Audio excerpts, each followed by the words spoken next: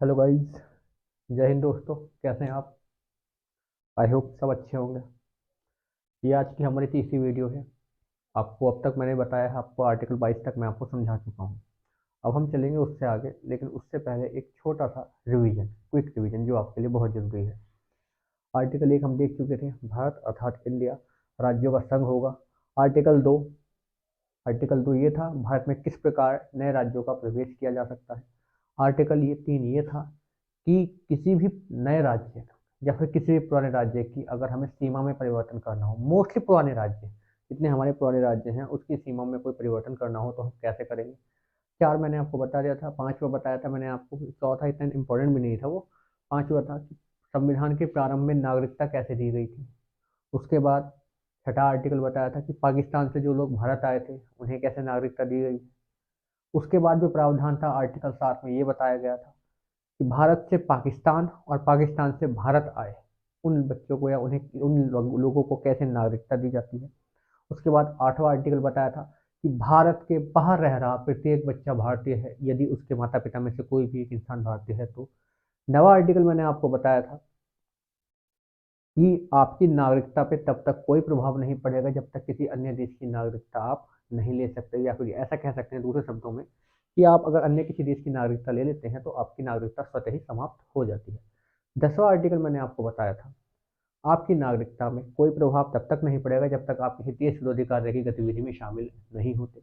11वां article मैंने आपको बताया था, आप किसी भी प्रकार का अगर नागरिकता से संबंधित कोई भी कानून है तो केवल और केवल संसद में गृह मंत्रालय के पास ही वो पावर है कि वो उसे बढ़ा सकती है, घटा सकती है, जो भी कुछ करना है। आर्टिकल 12 मैंने बताया था आपको कि राज्य की क्या क्या क्या परिभाषा हो सकती है मौलिक अधिकारों के संबंध में।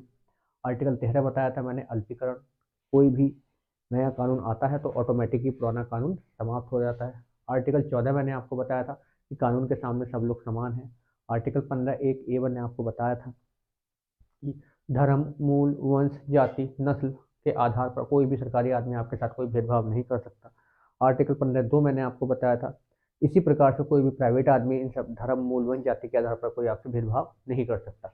आर्टिकल 15(3) मैंने आपको बताया था कि महिलाओं और बच्चों को कैसे स्पेशल आरक्षण प्राप्त होता है। आर्टिकल 15(4) मैंने आपको बताया था SC ST को कैसे आरक्षण दिया जाता है।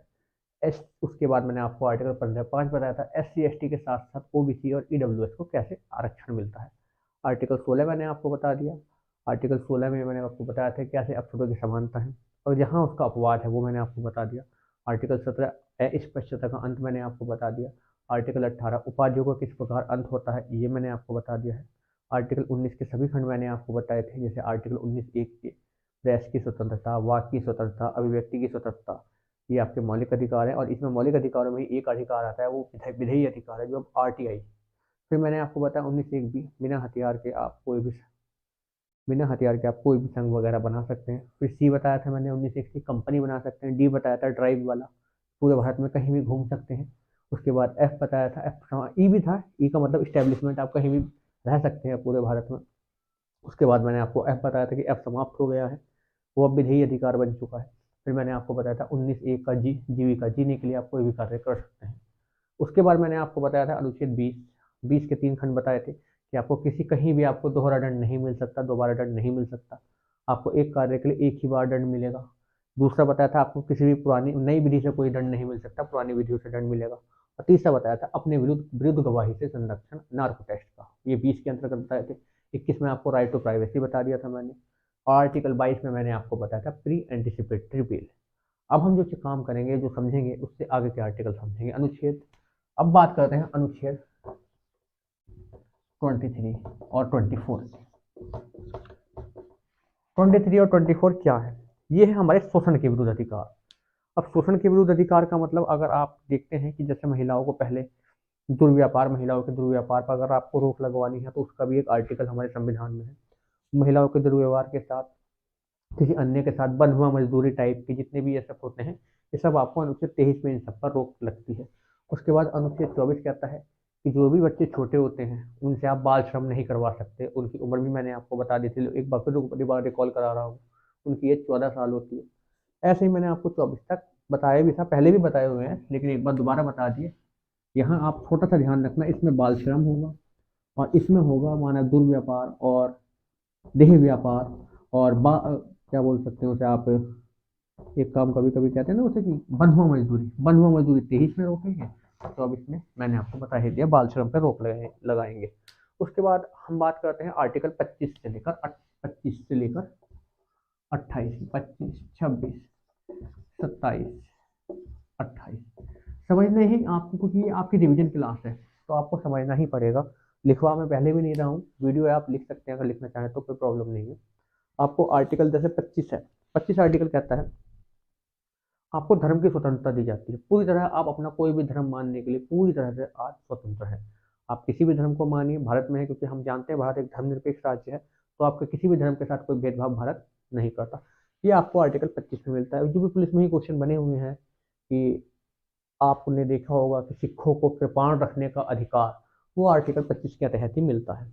आर्टिकल 26 है, अगर आप कोई धर्म मानते हैं तो उसके कोई भी क्रियाकलाप में आप शामिल हो सकते हैं, क्रियाकलाप कर सकते हैं या अपने धर्म का प्रचार कर सकते हैं, वो अनुच्छेद 26 के तहत। अब मैं आपको एक एग्जाम्पल के तहत समझाता हूँ। सपोज कीजिए जैसे आप हिंद सनातन धर्म मानते हैं, हम सब सनातनी हैं।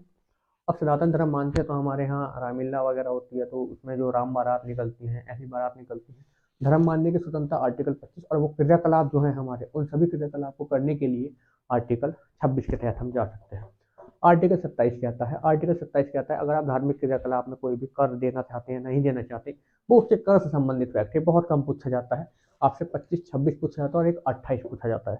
28 कहता है कि अगर आप किसी शैक्षिक संस्थान में हैं, शैक्षिक संस्थान में आपको अपने धर्म का प्रचार प्रसार आप कर भी सकते हैं, और कहीं कहीं पर आप उनकी पूजा में शामिल हो भी सकते हैं और नहीं भी हो सकते हैं। आपकी किताबों में लिखा हुआ है, समझाया भी हुआ है। तो रिवीजन क्लास में आई होप आपको यहाँ तक समझ में आ गया होगा। एक बार दोबारा रिकॉल कर लेते हैं। आर्टिकल 23 मैंने आपको बताया, देह व्यापार और दुर्व्यापार और बंधुआ मजदूरी का रोक।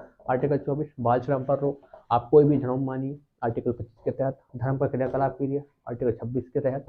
उसके लिए टैक्स देना ना देना आपकी मर्जी, आर्टिकल 27 के तहत। और शैक्षिक संस्थानों में आप किसी भी प्रकार से किसी भी धर्म के लिए शामिल हो सकते हो, नहीं भी हो सकते, अगर आप चाहें तो मना भी कर सकते हैं, आर्टिकल 28 के तहत। अब मैं जो आपको बताया जा रहा हूँ आर्टिकल 29 और आर्टिकल 30, ये दोनों ही आर्टिकल हमारे अल्पसंख्यकों से संबंधित है। पहले अल्पसंख्यकों का मतलब समझेंगे। अल्पसंख्यक क्या होते हैं?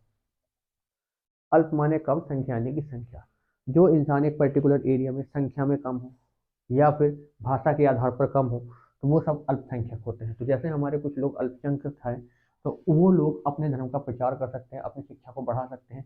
ये दोनों ही दोनों उसी के रिलेटेड काम करते हैं, आर्टिकल 29 भी और आर्टिकल 30 भी। ये अल्पसंख्यकों की रक्षा करने का उन्हें अधिकार है और अपने धर्म को प्रचार करने का उन्हें अधिकार है, आर्टिकल 29 और 30 में कहा रखा है।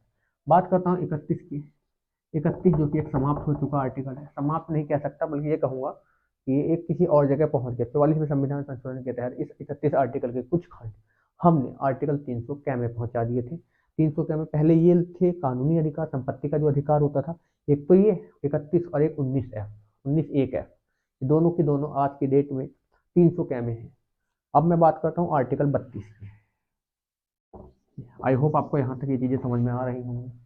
आर्टिकल 32 जितने भी, आर्टिकल 32 कहता है कि अगर आपके किसी भी प्रकार के कोई मौलिक अधिकारों को हनन होता है तो उसके लिए आप सीधा सुप्रीम कोर्ट जा सकते हैं।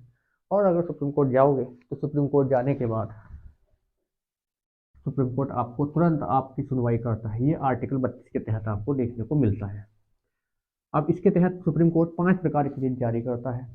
वो 5 प्रकार की रिटें कौन कौन सी है वो आपको पता होना चाहिए। फिलहाल मैंने आपको आर्टिकल 31 तक बताया।